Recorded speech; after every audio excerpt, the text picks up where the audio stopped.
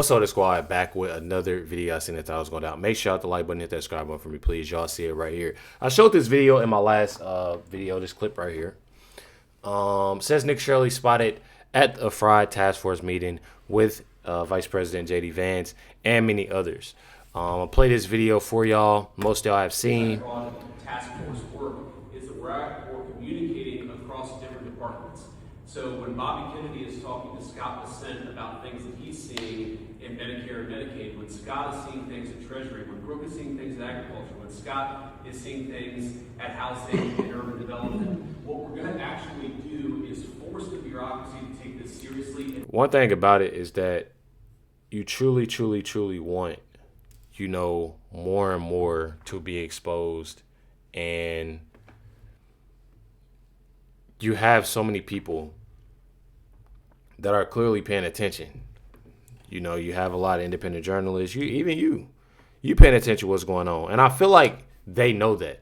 I feel like being so caught up. If y'all watch my last video, make sure y'all go watch the last video. I explained it, you know, very well, especially, you know, what's going on with California. But there's a lot of fraud happening everywhere. I found out that there's a lot of fraud even happening in Maine. I didn't even know that. I'm gonna definitely be checking that out, but it's definitely crazy. You have Ohio. It's beginning to be a lot of places. And one thing about it is that it's a big thanks to Nick Shirley. Says FBI says ongoing investigations track with what Nick Shirley's reporting has recently exposed. And truly, you have a lot. You truly have a lot. Says get ready for a lot of arrest, indictments, of Somalians. People are asking to jail Tim Walz and Ilhan Omar of what truly they've been doing. I'm telling y'all.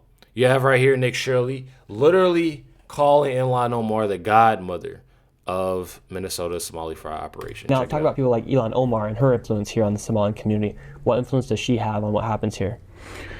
Well, she's a key reason that we have so many Somalis here. She was a big proponent of drawing them in because once she realized how loose the regulations were here on all of this money, this welfare money, this assistance payments, she started bringing the Somalis in, and they came in from all around the country. So not only were they coming from Somalia, they were coming from Texas and Florida, New York, and everywhere else, because the word went out, you got to come to Minnesota because it's open season here. And so that's why, and they're still coming here, and they're still gonna get money. And so Ilhan Omar is, she's the godmother of the Somalis. And so whatever she says goes. Yes. And you keep referring that Somalians don't move alone. If one of them moves, 10 of them move. Yes. So that's how they're able to multiply and almost compound here as far as their populations. And so the idea is that they want to repopulate as quickly as possible. So that's why all these Muslim women you see, they're always pregnant all the time.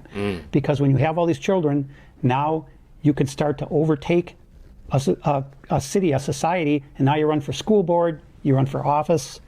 We had a Somali guy, I couldn't believe he didn't get elected mayor of Minneapolis, but Jacob Fry, who was elected mayor, he's even worse. He bows down to the Somalis, he tries to speak their language. It's embarrassing. And so these Somalis, they're Muslims, and Muslims are able to have 4 wives. And yes. They're able to have, I don't know, I doubt there's a cap to how many kids you can have, but by having 4 wives, you're able to have more kids than a person with just 1 wife. Yes. And so obviously they're going to multiply and compound inside of Minnesota. So who knows what Minnesota will look like in 50 years from now? If this doesn't stop, Minnesota's done. It will be Somalia. Like, we know the fraud attracted them, but initially what attracted them to come here? Because a lot of them came underneath Obama with what was happening in Somalia. A lot of refugees were taken. And I want people to actually understand that Obama definitely is a strong blame. A very strong blame of a lot of this. I can't put the full blame on him, but he's most of the blame when it comes down to it. Ilhan Omar is one. Tim Walz is one. Biden is one. I can name a whole bunch within this. Biden too. But definitely Obama. I definitely say that of what's going on. It's very crazy on just how they move. You know what they said, they all move. I'm telling you.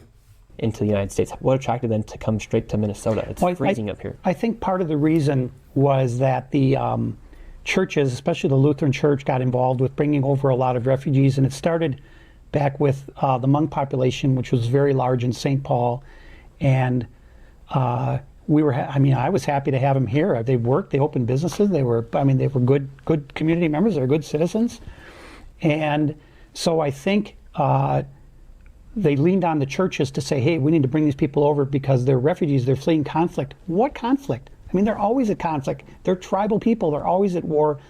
Bringing them over here doesn't cure that. All it does is bring those problems over here. Mm-hmm. When they were initially brought over, did you think, as they were initially brought over as refugees, was there a plan for them to eventually go back to Somalia? No, I think the plan was that once they got here and they had their hand out and the state started putting money in, they said, I'm not going anywhere. And you're right, they hate the cold weather because it gets really cold here. Don't worry, we're going to get into that too. But when you're getting $1 million a year, you can live through the winter. Exactly. And Trump, in a press conference, he was talking about how all they do is complain. He said the word bitch, all they do is bitch, and they complain. If they're coming from paradise, then they could complain, but they're coming from garbage, is what Trump said, and they're then complaining. How come you think some people that fled a place that was so horrible now come here to the United States and they continue to complain and play victim to the point where they call, if you don't support what they're doing, they call you an Islamophobe, or they call you racist, to the point where eventually everyone's kicked out of an apartment complex and it's full of just one race? Doesn't that make them racist? Exactly. It's just one thing about it. You know, if I feel like if a person truly, like, I ain't even gonna lie, like the way that they doing it, especially, you know, talking about these apartment complexes. We talked about these apartment complexes before, and just how bad, you know, it is within them, because they have these apartment complexes and they say they have a lot of things that's going on because they will have different gangs and different, you know, individuals in these apartment complexes on one side and, you know, another side in different parts of the apartment complexes. You have that.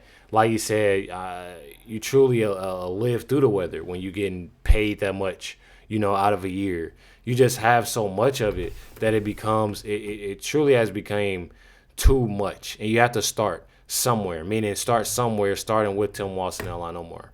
I'll tell you that much. One thing about it, though, says is you got J.D. Vance confirming that the White House is going after Ilhan Omar for committing immigration fraud. And, you know, it's a lot of things with Ilhan Omar. It's a whole list of things. And that's why I truly feel as if it's time to make real arrest.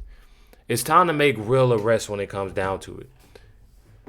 Talk about Ilhan Omar and Tim Walz. Exactly. And obviously, Ilhan Omar, the president and the White House have been out saying that she married her brother, that there is immigration fraud going on here. These are deportable denaturalization offenses. Can you give us an update on that?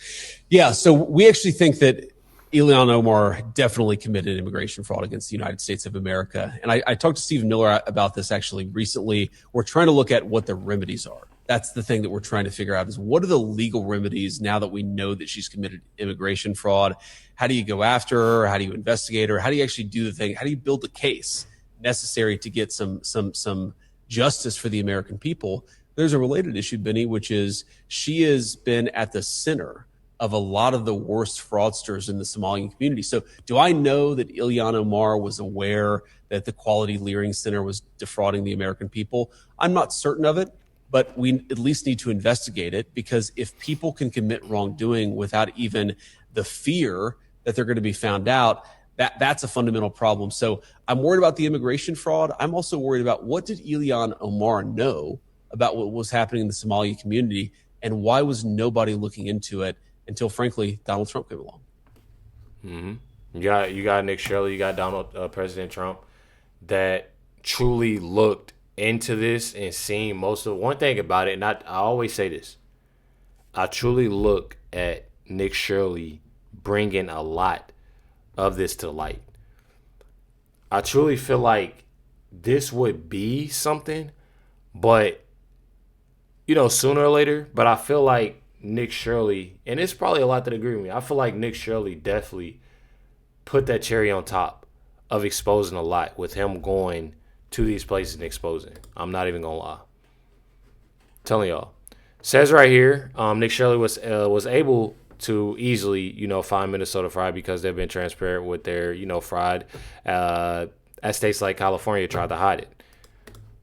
In Minnesota actually had very good transparency, and that's why that young man Nick Shirley was able to go to all these see the scams because it was, this is the name of the facility, this is the address, this is how much money they got. Oh, look, it's an empty storefront, there's no one here. New York, California are hiding it. So that we're all in favor of states' rights and states doing more, but the money goes into a lot of these blue states, and some of the red states could be more transparent. Let me tell y'all something about that, though.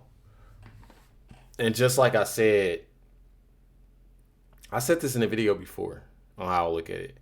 I truly feel as if already a lot of these Somalians don't speak English at that. And I'm not saying this more so as an excuse, but they get themselves caught up in a lot of things because all they do is talk. They wasn't taught to actually, and I actually, was thinking about this early.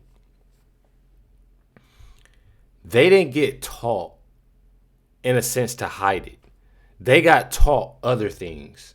And when it comes to Ilhan Omar, Merritt Fry, Keith Ellis, Tim Watt, when it comes to anybody that's telling them what to do, one thing that they didn't tell them to do or didn't teach is on how to hide it, on how to not say nothing.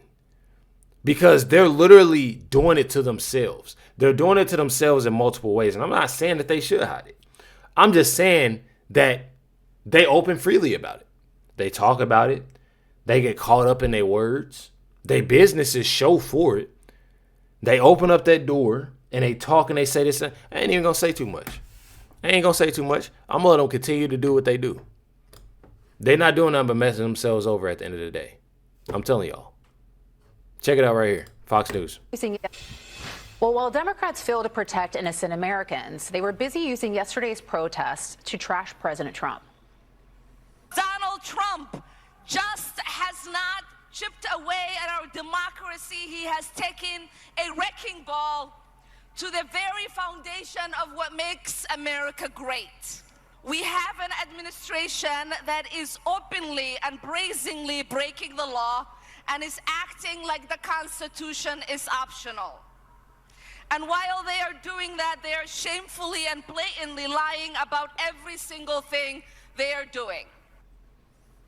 But according to Vice President J.D. Vance, it's Omar who's doing the lying. Vance said that this week that he thinks Omar definitely committed immigration fraud and is now looking to build a case against her. A spokesperson for Omar called the accusation, quote, ridiculous lie. But the tiny African nation of Somaliland, different than Somalia, is ready to help and is calling for Omar to be extradited to them. I say it'll definitely be something, and it'll definitely happen. Definitely. You literally had this post right here, and this is true. You got illegals, and you have you and your family. This is not something to scare nobody. This is not something to talk crazy, to bash anybody. This is true, and this is factual.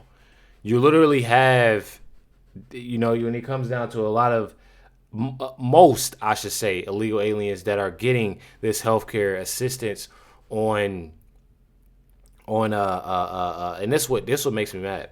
Assistance on transportation, assistance on housing, assistance on food. As y'all see, they getting a bunch of assistance, right? They getting all this assistance, and it's very much so.